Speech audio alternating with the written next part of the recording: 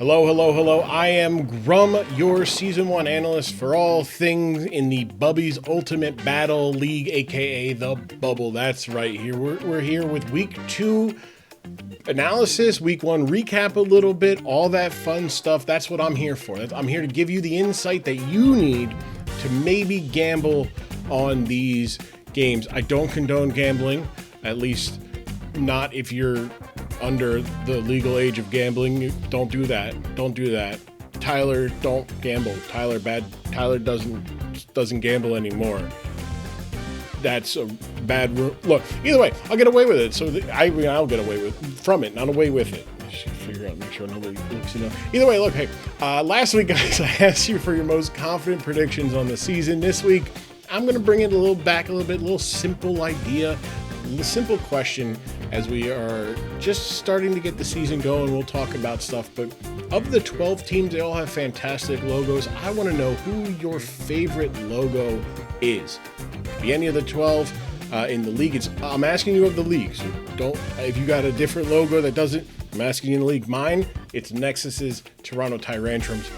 I love the look. Color is very good. I like purple and gold. It's a great color combination. It's not because, trust me, I'm not a Lakers fan.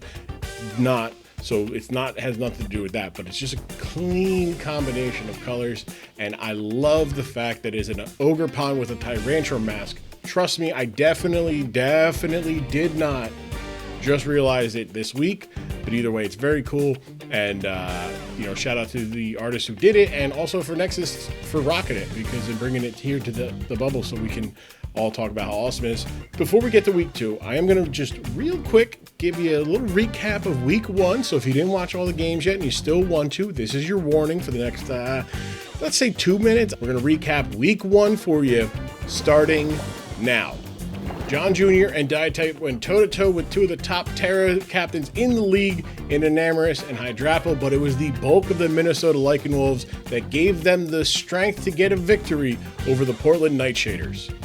Uzi and the Thunderclap Titans returned from hiatus in a big way, as Darkrai said, "I'm an empath too. I know how it's like to smash your shell," and used a mirror herb to ruin the maiden voyage of Hoodlum Callum's Real Quinids with a big win. It may have been her first go in Gen 9 Draft League, but Linz played with the chutzpah of a champion, leaving her melodic in against Raging Bolt not once but twice this game, allowing it to claim 2 key knockouts, giving the Atlanta Absols a 4-0 victory over Seabad's Detroit Steelwings. Pokey-Aim and Iron Buffin faced each other a week after the SPL Almost Any Ability Championship Finals, and even with new teams in a new league, the same result happened, as Joey's Belly Bolt provided the Rochester Rhydons a real problem, as Joey and the LA Wakers opened the bubble season 1-0. But what about the host team of this league, Playmore? Patient play and smart reads by both sides in Dray and General Tar Heel brought this game down to the wire, but it was Banded Dragonite that was able to pick off the weakened San Diego Spirits, giving Playmore Esports a win to start the season in their own league. And the final game of week 1 saw Vandy 3-2-3's Detroit Piptons taking on Numb Nexus's Toronto Tyrantrums, and they slugged it out in a 15-round slobber knocker, but it was Big Shot Don fan closing it out, giving Toronto a 1-0 victory. Before we move on to week 2, just go over the predictions. We're going to keep track of my predictions so you can see if I know what I'm talking about. And this week, I did. Even though I took John Jr. and Seabad, who both lost, I did take Uzi, I did take Joey, I did take Playmore, and I took Nexus, who all won, giving me a 4-2 record to start the season. So far, so good. Gonna aim for 6-0 every week, and hopefully we go 6-0 this week. Before we get to week 2, I just want to take a leap, and I want to ask you to subscribe to the channel. I'm hopeful that I can meet my own end-of-the-year goal of 500 subscribers with your help, and I truly believe that we can get there. I totally appreciate it if you also leave a like, as it'll tell YouTube, hey, this is the content that I, a smart Pokemon fan and Draft League fan, that's you saying that, you're the smart one, saying that kind of stuff to YouTube with your like. And in effort of doing that, YouTube then pushes out to other smart fans like yourself. With a moment of your day, moment of your time, my day becomes unforgettable.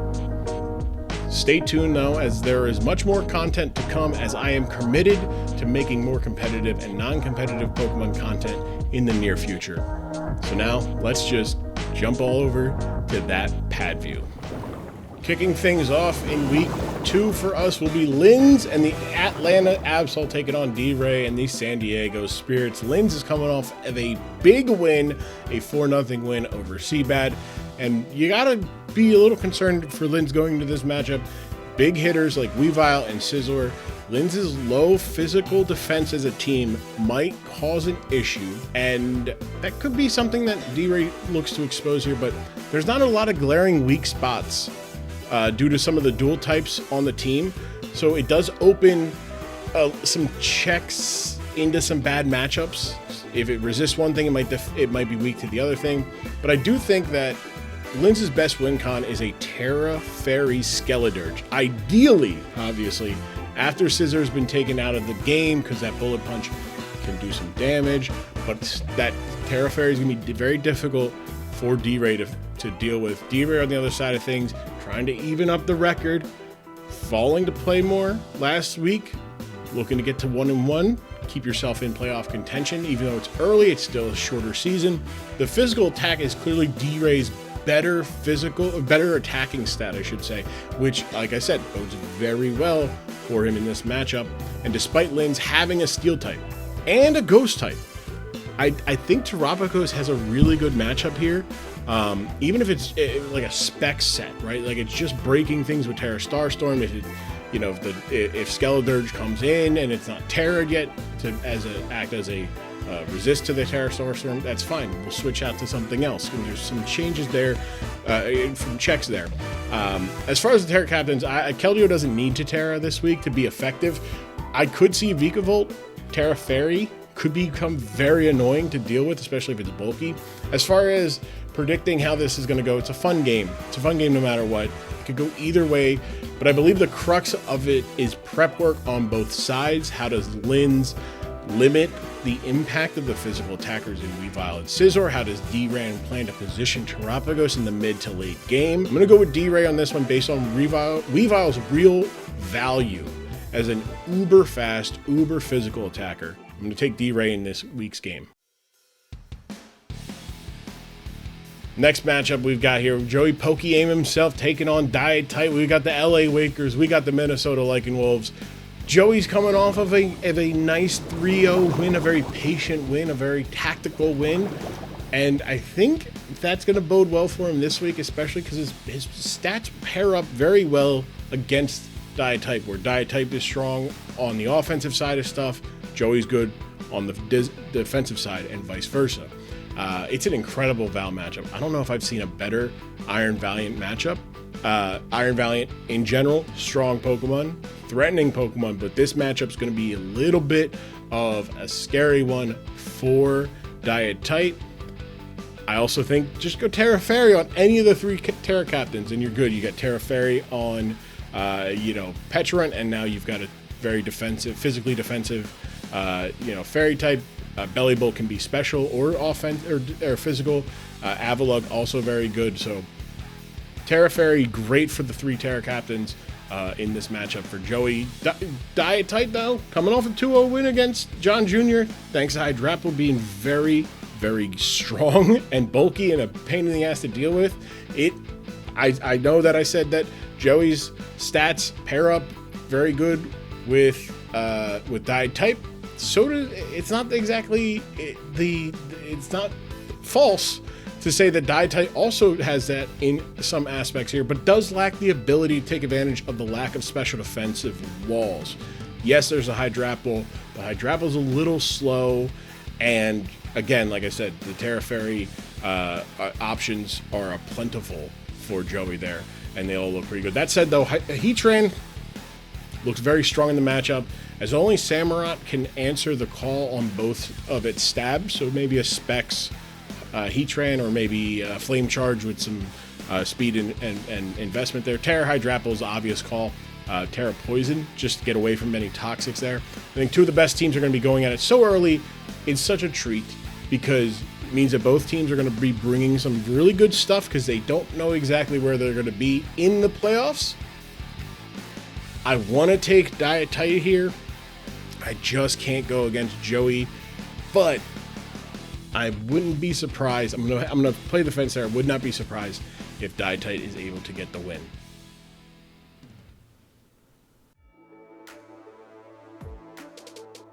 Next up, we've got Playmore taking on the Detroit Piptons, Ben and Vandy, the battle of the roommates. Ben coming off of a 2-0 victory off the back of Bandit. Dragonite Playmore here has the ability to clobber Vandy over the head with his own Pokemon, if he won. When you look at the plethora of physical options, that's right, plethora that Playmore has, you need a big week from Superior, though, because Primarina and the Terra Thunderous are really the only things on the other side that resist the Superior stab of grass, and you can Terra to get away from some of those. Volcanion doesn't even need to Terra this week. Doesn't need to do it. It can be a secondary Terra. It doesn't even need to Terra. It would allow Superior to just really cut loose with either Fire, Grass, or Fire, Ghost, or even Dark to prevent some like Prankster stuff there. It'd be really cool to see from what Ben and the Playmore people cook up there. Again, obviously my memories run off as I kind of know, but look, these are the notes I wrote down before I even went into this, before I even knew, right?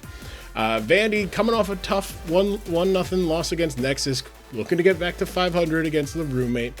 Could lean on the special here a little bit more in this matchup, because Annihilate or Garchomp in this matchup can really open some things up if the pressure is put on by the special attackers here, because great googly moogly is this a fantastic Garchomp matchup. It's fantastic. It's enticing. It's enticing here. I don't even the Terras are a toss-up. Thunderous could be fighting or ice. You give it offensive pressure. Porygon could be a good hit taker. You can go maybe like a Terra Water or a Terra, yeah, Terra Water's pretty good. But I think Thunderous is the better Terra captain there. It's the battle of the roommates, though, so the loser, has to pay the rent for this month, but who knows what's true. I do know I am truly going to be picking Playmore here, because the both Terra captains are very good this week. And they can also impact this game without even Terraing, which is scary to think about. So I'm going to be taking Playmore in this game. Let's get to that next fourth game of the week.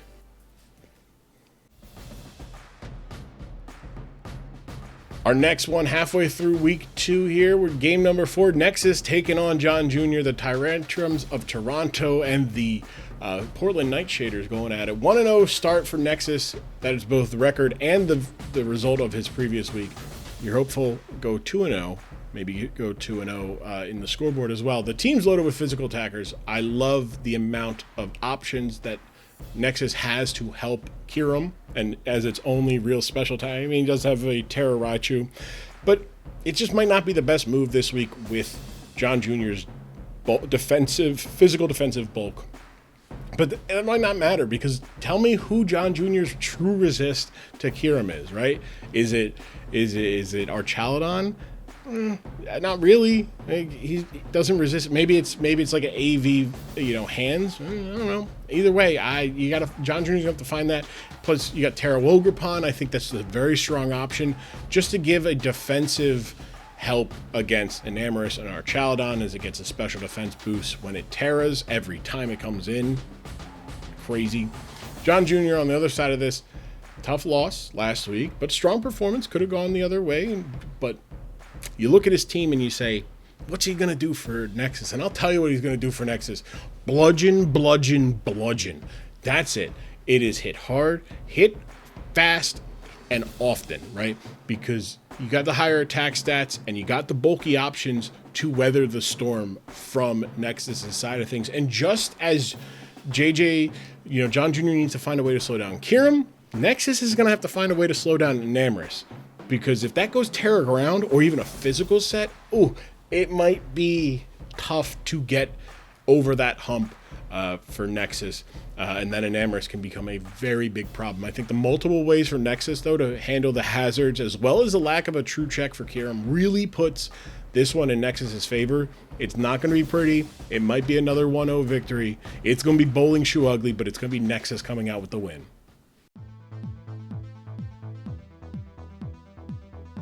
We've got Iron Buffin and the Uzi Gunner in our next matchup here. Iron Buffin and his Rochester Ride-Ons coming off of a rough week one, losing to 3-0 to Joey and the LA Wakers. But we're going to get him away from Joey after, back-to-back weeks. But it might be out of the frying pan and into the fire for Buff. He's taking on Uzi here.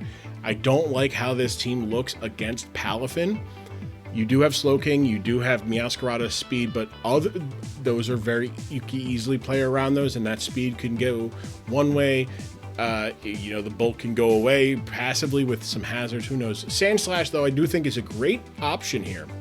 It's with the snow from Slowking's Chili Reception.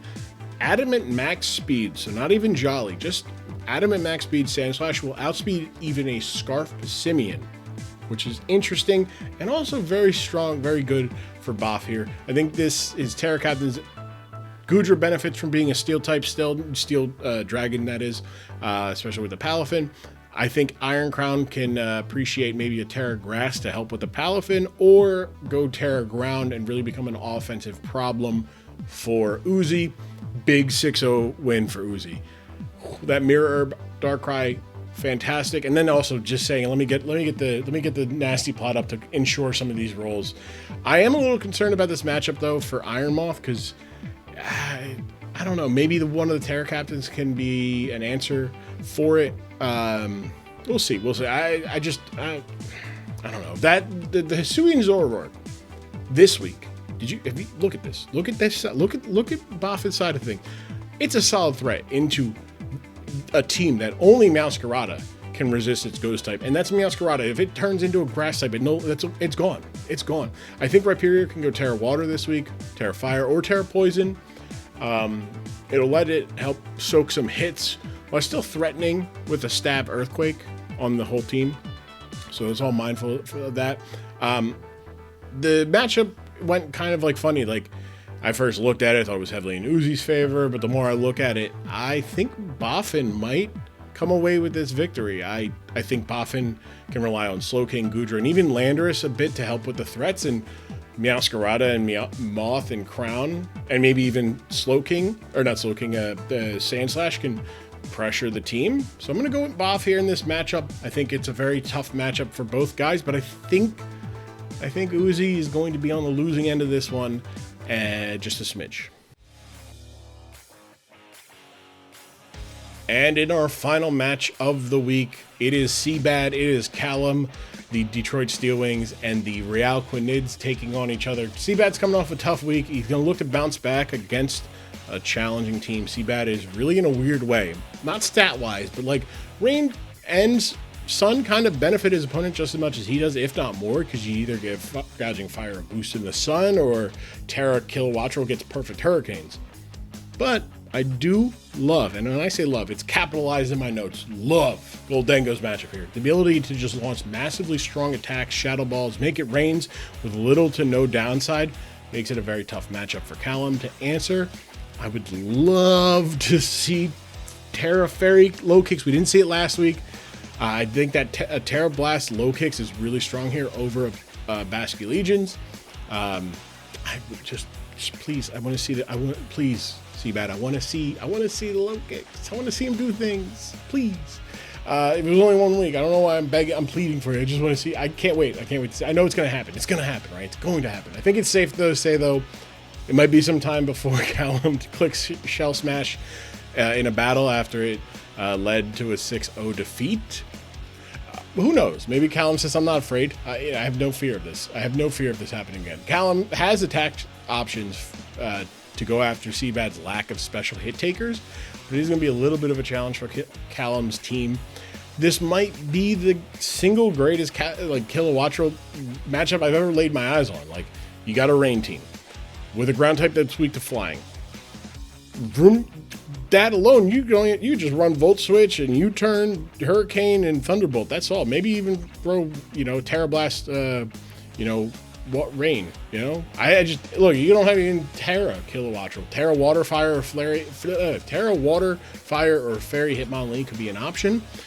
With the former two serving as kind of options to answer and even threaten Goldengo, especially the fire one. The later being an option to give a stab, fighting, and fairy, which only Moltres and Goldango can really resist, and you can get coverages in Stone Edge or Knockoff. It's good stuff there. I think last matchup, you find it, after 6 matchups, you find it tough to pick a winner. You don't even talk about the Paradox. I didn't talk about the Paradox Pokemon on either side, how solid they each look. Partly because Gouging Fire and Great Tusk balance each other out, and Raging Bolt is not going to enjoy dealing with a Hatterene and a Terra Kilowattrel, so both teams could bring their Paradox Pokemons and set them up with a win. All in all, I'm going to pick Seabad in this one, mostly because of the strength of that Goldango matchup for him. Very, very excited for this matchup, but I really think the Goldango is going to do some crazy things for Seabad this week. So there is your week 2 preview. Just to recap who I am predicting is going to be getting the wins this week. I'm saying Dray, Joey, I'm saying Playmore, I'm saying Nexus, I'm saying Iron Buffin, and I'm saying Seabad. So those are my 6 winners. We went 4-2. Hopefully we can go 6-0 this week. I'd love to be 10-2 on predictions after 2 weeks. I'll accept 7-5. That's the worst. Anything less than 3-3, I will cry. But big time week up ahead of ourselves. Week 2 is a 7-week season. This is kind of like a weird make or break season week. If you're 0-2, you're going to be kind of tough to make the playoffs because you now need to go basically 4-1, and that's tough in this league with so many strong battlers. So 1-1, if you're 0-1, you want to get a win. If you're 1-0, you definitely don't want to get a loss, because 2-0 is you put yourself in a position to be very strong to get a win in the final 5 weeks. Transaction deadline coming up next week. We'll do maybe we'll have a little bit of an interview. Maybe I'll bring somebody on to talk about the league a little bit, where they're seeing things after 2 weeks. Yeah, we'll go from there. We'll talk about the stat leaders. I'm keeping track of stats. We'll go over that next week as well. But yeah, so we'll do that. We'll take a look at the standings next week as well, since it's week 2 and we're a little bit almost halfway through. We'll be a little bit close to halfway. I think it's like 2 divided by 7 is like 30-some%. I don't know math like that off the top of my head. But either way, we'll be doing that next week. Stay tuned. Obviously, leave a like, leave a subscription to your boy, this guy. I appreciate it. Go look at all the coaches in the description below if you haven't already. They're all down there. They're a great time there. I'm recording this before the end of the weekend, so I don't know who is doing a watch along, but go watch the watch alongs. I'm sure that they were a lot of fun. I think Joey's doing one. I really should probably focus these outros a little bit more, but I'm Grumm, and I appreciate you guys hanging out for week 2. We'll see you for week 3 in the following week. Remember, answer the question below. Who is your favorite? Who's got your favorite logo of the 12? And yeah, like and subscribe, and I'll see you guys next week. I am Grumm, and if no one has said it to you yet today, or I am the next person to say it to you, I love you. Peace.